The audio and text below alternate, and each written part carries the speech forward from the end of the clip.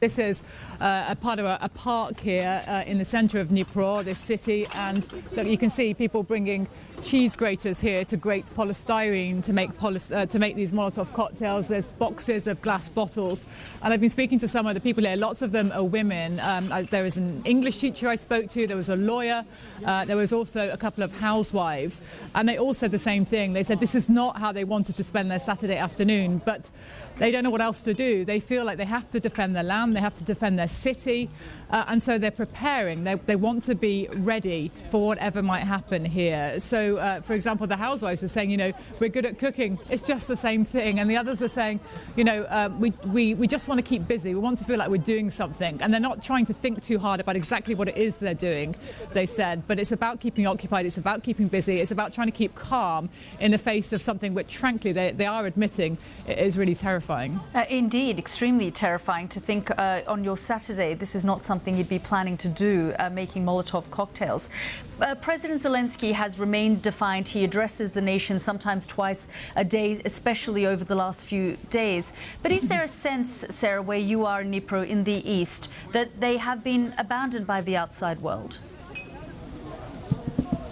Well, certainly yesterday, for example, I was at a blood donation centre, and people there were saying to me that they'd come to give blood for the soldiers, they'd come to do their bit, and they were frustrated. They said that they felt the West wasn't doing enough to help them, that they weren't getting enough support. They said sanctions are all very well, but it's not enough. It's not stopping Russia. So basically, this is a nation that essentially it's trying to help itself. So it's not just this field full of people preparing physically to defend this city. There's also a building just nearby where people are bringing food, they're bringing clothes, they're bringing bedding, they're bringing absolutely everything, petrol, buckets, anything you could possibly think of, because they worry that this city might become a city under siege at some point, that eventually the Russian forces may turn their attention on Dnipro.